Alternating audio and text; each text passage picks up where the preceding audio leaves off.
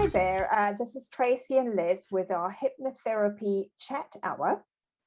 And in this video, we're going to be talking about improving your performance. Now, before we go any further, let me just reiterate, this is our disclaimer that any information or advice that we give is purely based on our own experience and research. We give no guarantees as there are many variables that impact on individual outcomes, and nothing that we say should replace a consultation with a licensed mental health professional or a doctor for diagnosis and treatment. And also, just to let you know, as hypnotherapists, we are unable to diagnose medical or mental health conditions. And therefore, anything we say in any form of communication is our personal opinion and should be treated as such and not taken as medical advice or seen as an attempt to diagnose or treat any sort of medical or mental health condition. So having got that out the way, let's start. So, hi Liz. Hi. Tonight we're going to be talking about improving performance. And this is your specialist subject. So what's that all about? Well, often people have concerns about performance. More basic, it's about workplace scenarios, where they have work teams, or if they're trying to manage an underperforming colleague, or for themselves wanting to gain recognition, to get promotion, to make more money, whatever. But it can also be about sports or studies or arts or music or acting or even sexual activities. And there are many more situations where improving performance is actually an issue. It's such a broad brush, so it's a big general topic. But what I'm going to do is look at this from the point of view of the steps for the personal improvement pretty much cover and adapt to all the scenarios. So if we go through what really needs to be looked at, can be slightly adapted, maybe slightly tinkered with, but it will fit most of those scenarios. That's really the first stage, is like, okay, I think I've got a problem here. I'm not sure where I'm going with this. I want to improve. How can I do it? So the next step then is, well, you've defined the problem area. It's the same thing. It's the age-old thing. You've got to practice. You've got to go get in there and actually do it. And you've got to work on the physical movements or whatever it is that's needed, the skills, etc. required. Whether it's sports, public speaking, acting, or even at work, it's like practicing, getting it right. What little steps make improvements, and measuring it. This is part of the practice, is doing stuff, defining it, measuring it, repeating it. That's the next stage. You've got to keep doing it. You've got to keep practicing and improving. The other thing that people can do is to model. They can find somebody that is already doing what they want to achieve and see how they did it, and like, oh yeah, okay, how could I improve then? Copying and modeling what they're doing. The next thing I would consider is to vision. You want to envision what it is that it's going to feel like. What does it look like when you actually succeed, when you've improved? What's the outcome you're looking for? If you're running a race, how does it feel when you hit that tape or whatever it is first? Really getting into sort of like, how does it feel, visualizing it? How does it look? What does it taste like even? What does it smell like? How do I feel? How good is that? The other thing they can do to help is self-talk. What you say to yourself is so important. The number of times, people will be going along and will be going, oh, I can't do this. I'm not going to do it. That really doesn't help. To get improvement in your performance, it's got to be, you've got this, I can do this. And my favorite really of all time self-talk is, every day in every way I'm getting better and better. Just little improvements, just that little push. It's not something that you're going to disbelieve. You're not going to go, oh, I'm lying to myself here. You're really sort of like faking it till you're making it stuff. The other thing they can use is self-hypnosis, and we'll talk about this maybe a little bit later on. But once people can learn the tools to hypnotize themselves, they can start tweaking and putting in any improvements or anything that they like going forward. Oh, that sounds interesting. So how does one go about getting help with improving performance? Because you've talked all about self-help, but what happens if that's not actually working? The next step really then is to we're looking at the preparation part, and often some people need to get clarity themselves, and talking through with somebody that they can trust can help them get clarity on what is it I need to improve on. Can you watch me throw the ball? Can you watch me run? Get help from somebody there that is just going to help you with that preparation. What is it that you want to improve and achieve? Maybe somebody can go through that with you. Getting a mentor, somebody who's already done what it is you want to achieve and is willing to help and advise you. Those people are gold dust, they really are useful. And also here's where the therapist can really help, boosting confidence and motivation and helping with that visioning and self-talk. You've got to do the actual work though, but people have got to, they've got to put the hours in, they've got to do the running, they've got to do the swimming, whatever it is that they want to improve the performance on. The therapist can actually help them get real in what can be achieved. With the hypnotherapist training, we can have a client envision all kinds of things. We can have them visualizing what it feels like, to get to the end winning tape, better sports performance. All these things we, as hypnotherapists, we are able to sort of like put that in, get somebody into hypnosis and show them, yep, this is what you can do with the power of your mind. And once people can vision that, then they know what they have to do to get that, to realize that you can achieve it. It then becomes more real and more possible and more probable.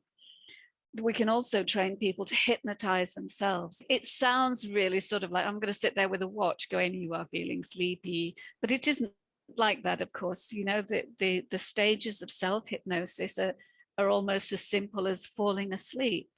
And it's really just being able to recognize how somebody can program themselves into what it is that they want to do with a little bit of guidance and instruction from a trained hypnotherapist. Then they can easily learn how to self-hypnotize. Yeah, and I'm sure that most successful sports people, whatever, out there have actually done this. They haven't done it all on their own. They've actually needed the help of somebody else to just give them that extra push. Yes. So how does it affect your life in general, or can it affect your life in general? I think people want to live their best lives. I think we're all here to be better than we were yesterday. Not getting the improved performance is really holding people back. And one thing that I've come to notice is that if you start working and improving even just one area of your life, it really helps you take control of other areas too. So it has this knock-on effect. So the practices needed to improve performance can over time rewire pathways in the brain, muscle memories, and the skills that then are enhanced and they can then be built on. So it's like laying down foundation and putting building blocks on. Performance enhancement, improvement is helping the person take control of their life and get the best out of it. It opens up opportunities for them. It increases their potential. Really, it comes down to though planning and preparation. Planning prevents piss poor performance. It's always a little phrase that always seems to stick in my head. Yeah, you wouldn't forget that one, would you? So that's looking at sort of that in general. What about speaking in front of workplace audiences, or making speeches like at weddings or something like that? Would it have any impact on that? Is it something that could help with that? Because that's probably more what the average person be looking for rather than trying to be a top athlete. Like, how does it just fit into everyday life? But for sure, as with improving performances, we were talking in general terms. Now we've got there's something quite specific. When somebody gets up in front of workplace and has to give a report or deliver some sort of suggestions to the board or their colleagues, it can be really daunting for some people. It can be absolutely terrifying even for some, and you'll have people standing up. That fear becomes overwhelming. The fight, flight, fear, freeze symptoms, dry mouth, sweating palms, mind going hazy, feeling dizzy, frantic, flushed, and so on, been there. Yeah, and haven't we all? yeah. and that, really is, it's quite debilitating, I think, to be in that situation, especially at work, where you want to be on your best, you want to be giving a flawless presentation so that everybody's admiring and impressed by what you've done and you've achieved, and instead you're standing there like a bumbling idiot all the time, and it's really not, it's not conducive to getting promoted and getting on with your job. The same as at a wedding, it's somebody's special day, and you really don't want to be fluffing about making a mess of it for them.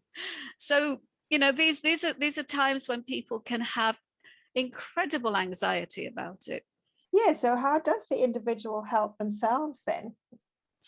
Well, again, the mantra here is practice, practice, and maybe a little bit more practice.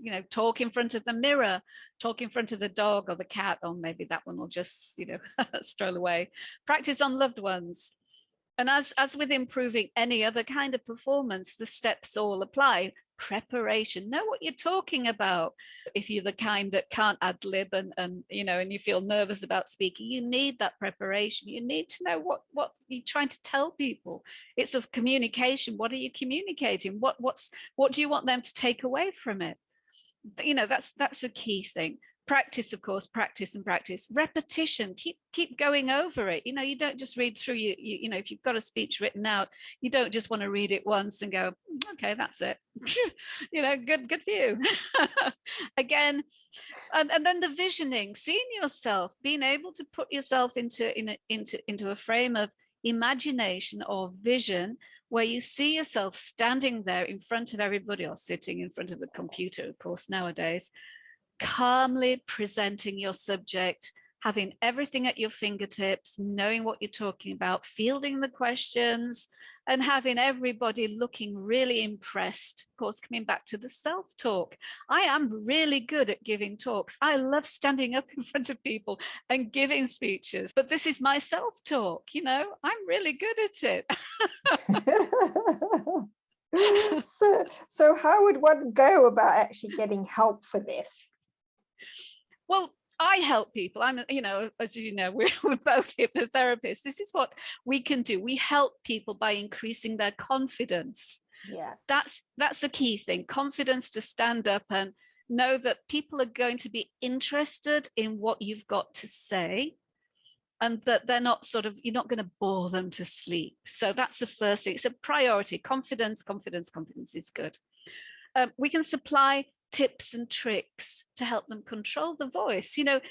One of the worst things is to listen. I mean, you must have had somewhere along the line a lecture at university or somewhere where they droned on like this, and you just wanted to go to sleep and die because you couldn't keep your eyes open. And these are tricks that people need to be aware of. They can change their voice and slow the pace and do all sorts of things that will keep the audience interested. The other thing is I talk about increasing their presence in front of an audience. To increase your presence, it's really being present yourself, bringing yourself into this present moment and just being grounded in that moment, and stopping all that unnecessary sort of like mind chatter that's going on, and breathing and things like that we can help them with. Again, we can supply the self-talk, tips and tools like that we can share, but we can also use hypnosis then so that they can envision their success, increase their confidence, be able to help them get over the sweaty palms, actually put them in the situation where they see themselves standing in front of an audience and helping talk them through so that they are able to be calm and know that when they get there, they're going to be successful because they've already done it. They've lived it in hypnosis and know that they were really good. So what can they hope to find after having hypnosis help? After being helped with hypnosis, then really they should find that they've gained some personal resources that will help them stay calm, the breathing for a start. They can then know that they are confident of a successful outcome with their speech because they've gone through it, they've done it. So they would then be able to present themselves confidently. I might not have a lot to talk about, but I'm damn confident when I stand up here. But that's the start. Then it's, then it's easy for the flow to come through from the brain that goes, oh yeah, this is what we're talking about. Yeah, I've got this. Also being able to present confidently with presence. It's like, I'm going to own where I stand when I give my presentation. And this is something that can impress the audience. I'm not going to just sit down quietly and just hope you go away, and I'm not going to speak out. I've got something to say here. You need to hear this. Okay. and that's what I'm looking for, that they're going to be able to walk away with. It can help the confident. And even if it's only apparent, the apparent confident worker be recognized for promotion, the wedding speaker to be seen to be making the wedding a huge success, a great occasion. And isn't that the outcome that people want from being able to give these speeches? Absolutely. And from what I've seen, and sort of like, obviously we both help people with this, is that sometimes it's the anticipation, the negative anticipation of it, that's actually worse than when they actually stand up and give the presentation. And when you catch up with them afterwards, yes, you've given them all this tremendous confidence to go through it. So they get themselves up there and get through it. And afterwards, they'll always tell you it wasn't nearly as bad as what I was expecting. And it's like, yeah, job done. Absolutely right. Absolutely right. That is, it's always, the fear is always worse than the actual performance. Yeah. And also the other thing is just some of these sort of physical symptoms might just crop up while you're giving these speeches or whatever. And it's just absolutely ignore them. That's what I advise my clients. Just ignore them. There might be a sweat patch underneath each arm. Hardly anybody's going to notice that. Nobody's really going to know if you said your words wrong because they haven't seen your preparation or they don't know your speech. So if you get a bit mixed up, just own it and just carry on. Yes. Yeah. Perfect. Yeah. Very good advice there. Yeah. Just own it. Yeah. Make a joke about it if you can. Unfortunately, at the moment, mine is quite a genuine excuse, and that's COVID brain after having had COVID. The brain fog is still there 4 months later. Let's hope that goes soon. Let's get your brain clear. Yeah, can you help with that? Of course. I'm a hypnotherapist. Of course I can. Yeah, okay. Well, that's wonderful. Thanks so much for chatting to us about this today, Liz. Thank you.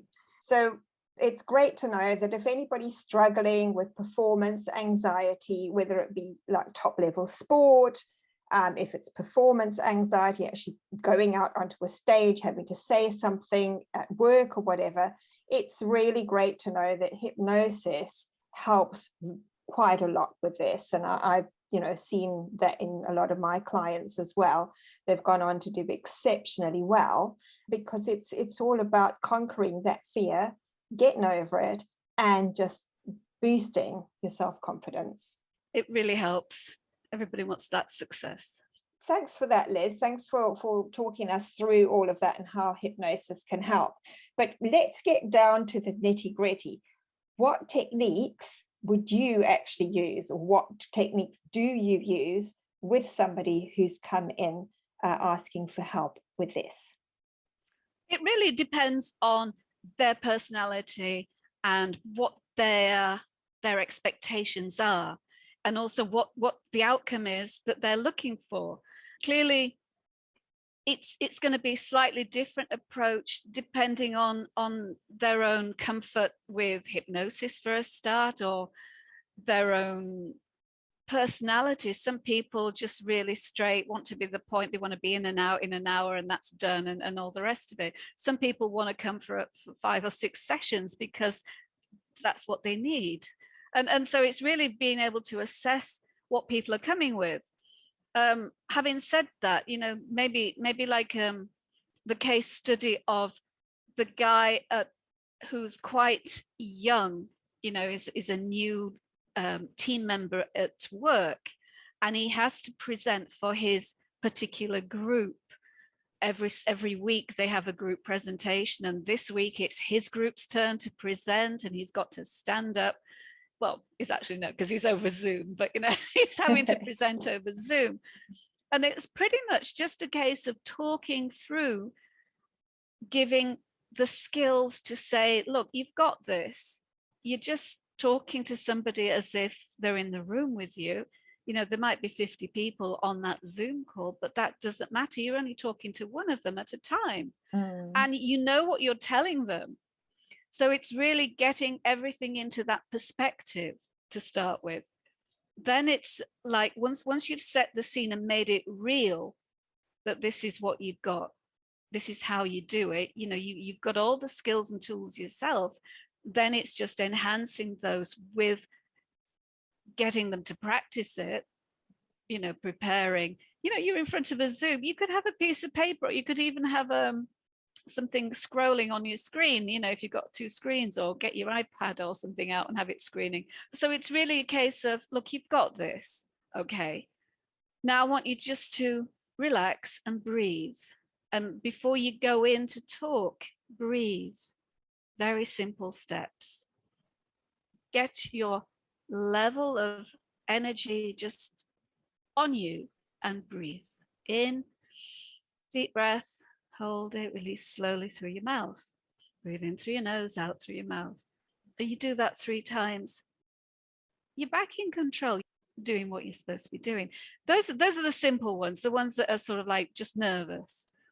People with extreme anxiety, then it could be that there's some other cause that's making this go as badly for them as it is. It could be that, sometimes something really catastrophic happened and it's got tied in with having to stand up and talk to people. It could be something very, who knows what it could be, but it could just be there and it needs to be found and released, in which case that could involve getting into a bit more serious hypnosis. Maybe we can get them into a very nice trance, a comfortable trance, and actually get them to go back to where this significant event happened, or what was the initial event even. And that might take a few sessions if it's being compounded, if it's a really serious problem.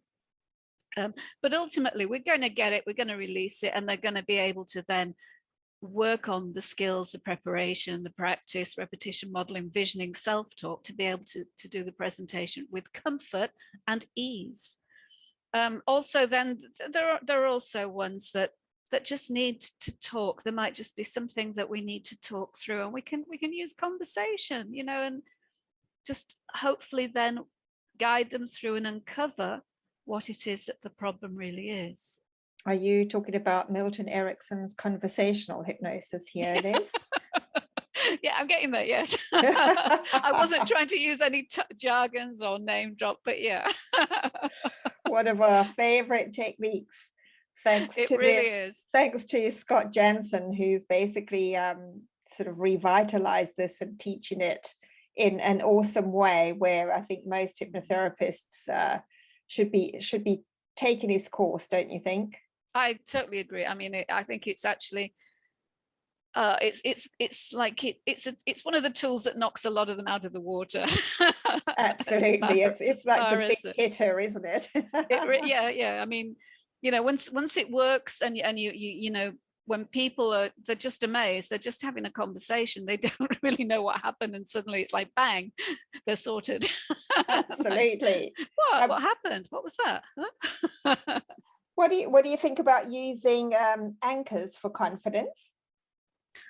Yeah, I mean, yeah, it's a good point. I mean, there are the ones where you can think of an event where you were totally on top of the world and really powerful, and you can anchor it very simply just by I don't know, rubbing a finger or something like that, and anchor that really very good point where you felt you could stand up. Remember a time when at school when you gave a very good talk in front of the whole class and you felt fantastic, then yeah, just let that go and sink in and anchor it to a point. They're all part of it. For me, it depends on the person. I don't go in with right, I'm going to use this skill set.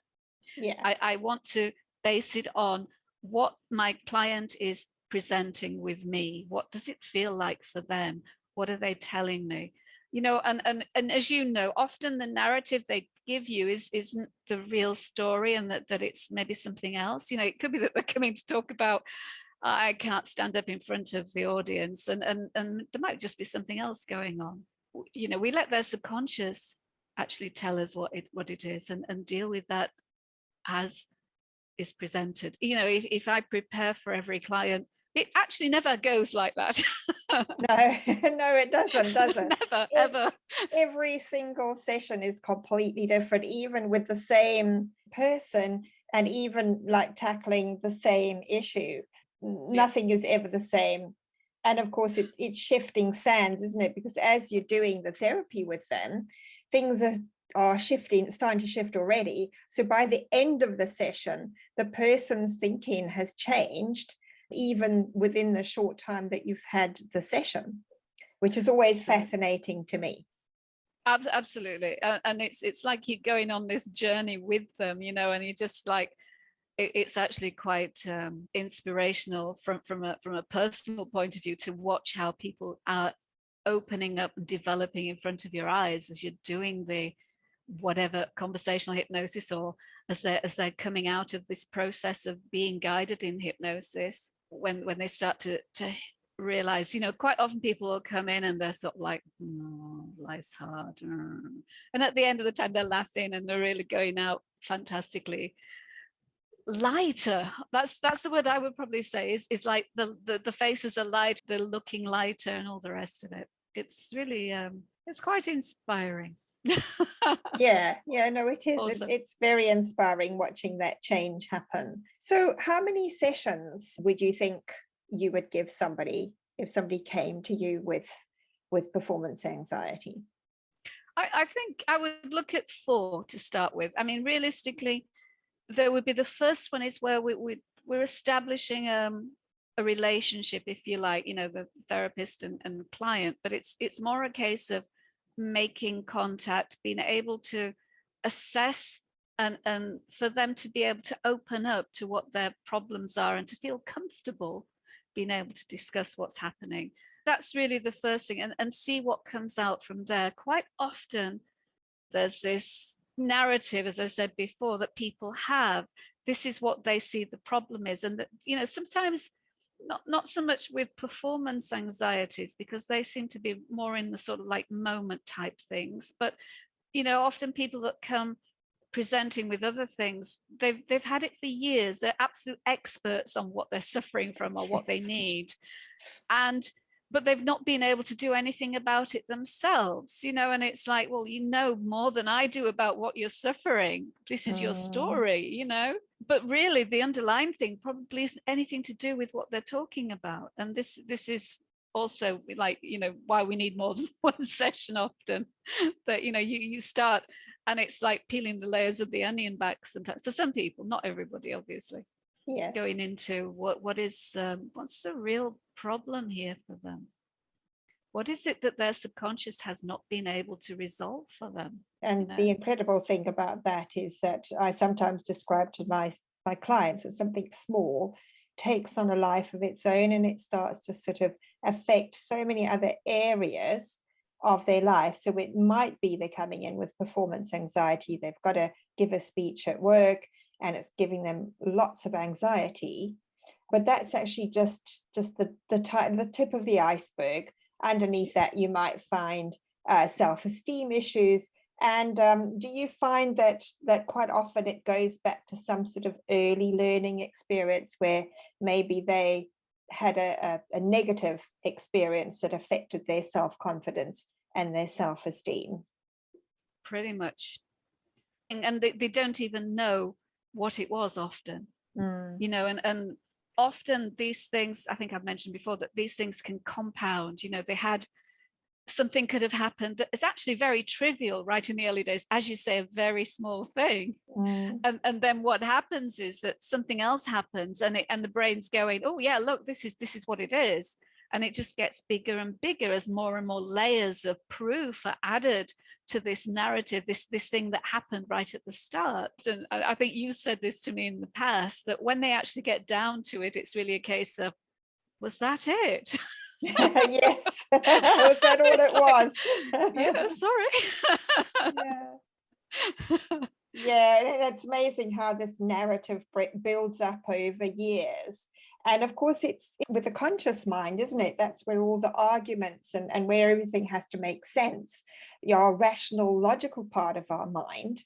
And so we make up the reasons why these things are happening. And we live within that reasoning, that narrative. And by doing that, they're not allowing the subconscious mind to update the program, because the subconscious keeps thinking that this is fine to carry on holding on to this and triggering in this way, because it's never been given permission, if you like, to just do something different. Yeah. Oh, I think that's a very, very clear description of it, actually. I really like that, because that's pretty much what it is. That the subconscious runs programs. That's all it really is doing. And sometimes those programs no longer serve, or they started out, when the individual was incredibly small. Realistically, it's like, if it's not serving you, then it needs to be changed. But the subconscious needs to be told, sorry, this program's not working anymore. Can we have a different one, please? Maybe updating the app would make more sense to the younger generations. But yeah, we get the picture. In your experience with dealing with anxiety, though, there are some incredibly serious cases, aren't there? It isn't just stuff that's built up to a very small sort of like, I can't stand up and give a talk to people. There are situations I know that you've encountered with your clients where their anxiety is incredibly debilitating. And although they're high functioning individuals, it's something that takes a huge toll out of them. And those are the big things, aren't they? Absolutely, because as we know, especially when it's related to stress. So stress can have a very, very negative impact on the physical system as well as just the mental one.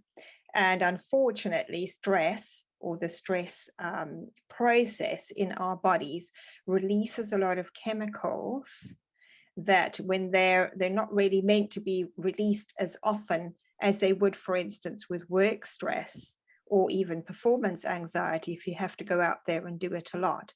So it's happening more often than our systems are used to. And these chemicals can have quite a detrimental effect on our physical system. So they can damage tissues, damage organs, damage the areas of the body that actually produce these chemicals, and of course deplete our resources as well, because they're using up, vitamins, minerals, everything that we're putting into our body. It's using those up, and it can use up a tremendous amount of those resources. And normally with anxiety and stuff like that, especially work stress, people endure it until such point as it becomes a physical problem, which they can no longer ignore. Right. And at that time, they start looking for some help. As we know, we can help in a huge way, but it's going to take more than a couple of sessions. But is there any way that people can, in your experience, is there any way that people can spot what's happening before it gets too severe or too late? Are there any sort of like patterns or signs that people should be taking notice of before they actually get to the point where they're crying for help? I think when it comes to sort of stress and anxiety, stress-induced anxiety anyway, losing sleep or not being able to sleep or overthinking things, those are the two main indicators for me in what I've seen and experienced. Right. Those are the first indicators that, some things, it's almost like there's a motor running in the background, which is very difficult to switch off. And so those are normally the first two things that people actually notice. Not sleeping is quite a big one, because you can't function with no sleep. So it has a knock-on effect with everything else. Yeah, just more coffee and more stimulants, and just try and keep going, is what a lot of people do. But it is a common thing. I've noticed people complaining about sleep. They're not aware at that point that they're having real issues. until it goes beyond that and they start to sort of like have that mini breakdown type episodes and what have you. I've done sleep recordings for them to help them sleep, and those are very effective. However, being able to spot that there's more than one factor going on here and there's something bigger going on. I think the hardest thing is to, as a therapist, when you see something happening but you can't tell the client, it's almost like they have to see it for themselves until they know and recognize and own that they've got a problem. But you can't really say that, can you? You've got to wait till they say, and I've got this problem. Yeah, and one of the other things is that when as you know, when somebody comes with a problem, we know that that's just a symptom, and there's normally something else going on underneath that. So quite a lot, I see a lot of people for work stress and burnout. They are very high functioning. They operate at a level probably physically and mentally above most people. But there's sometimes a price to be paid for that, because it's just, we have finite resources. We're not infinite beings. And sometimes, we just can't exist on no sleep, or not eating properly, or not being able to actually switch your mind over into the more regenerative sleep. So that's the problem with going for, like taking things to make you sleep, is that yes, it can make you actually go to sleep, but the quality of sleep sometimes isn't what's needed, because the medications and stuff aren't conducive to that kind of sleep.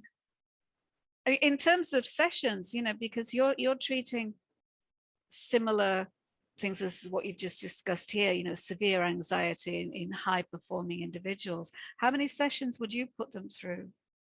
And that sounds really weird, but how many sessions do you suggest that they have? Well, I have a program where I have 4 sessions, and 4 sessions is enough to make quite a significant difference. But as you were saying before, everybody's different.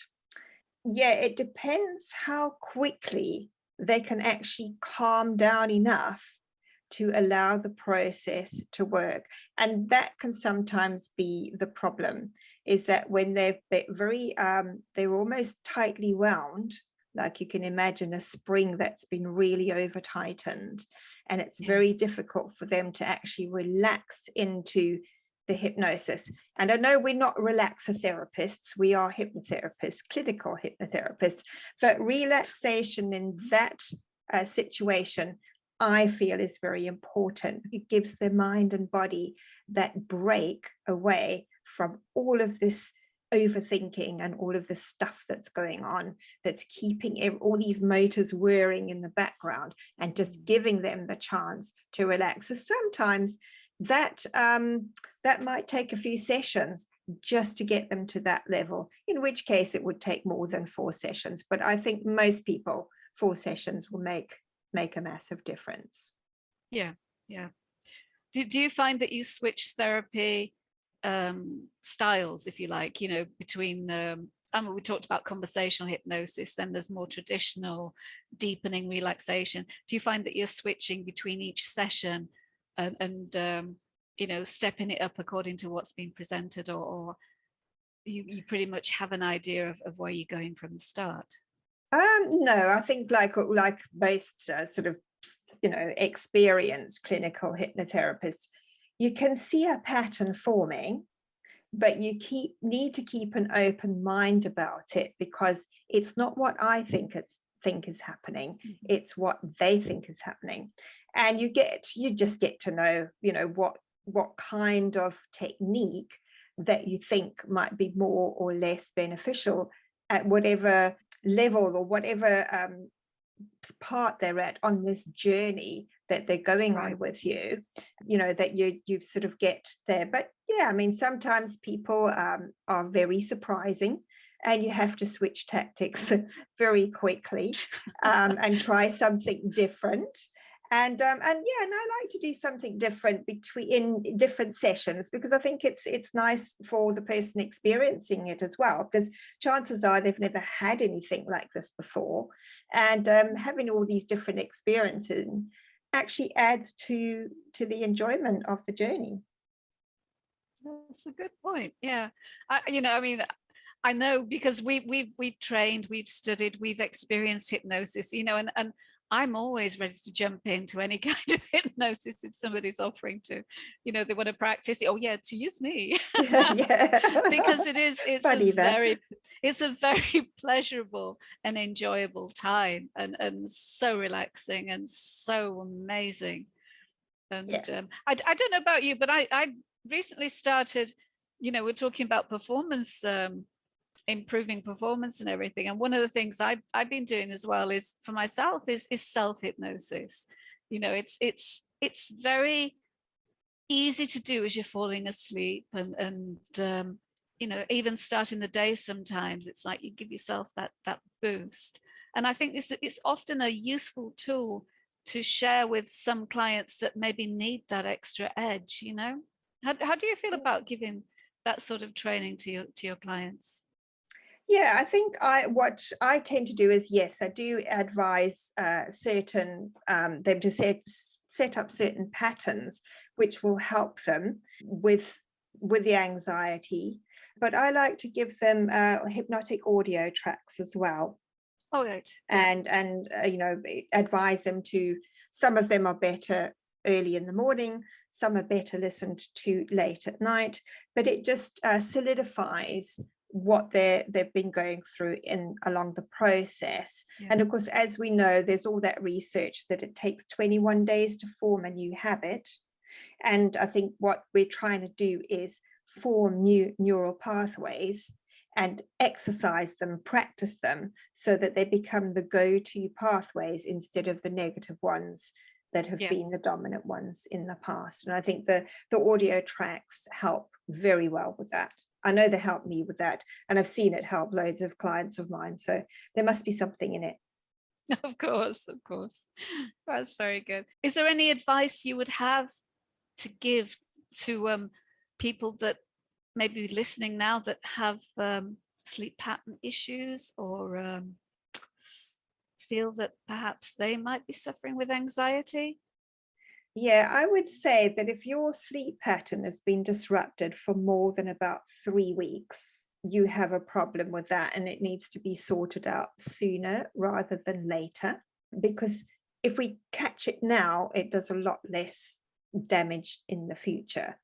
So, it shouldn't get to those high anxiety levels if you start doing something about it, seeking help sooner rather than later. So how will they know how to get in touch with you, Tracey? Do you have your website details and everything to hand? Oh, right. Yes, of course. It's www.tracydevet.com, and that's spelt with a W, not a V. Very good. Thank you.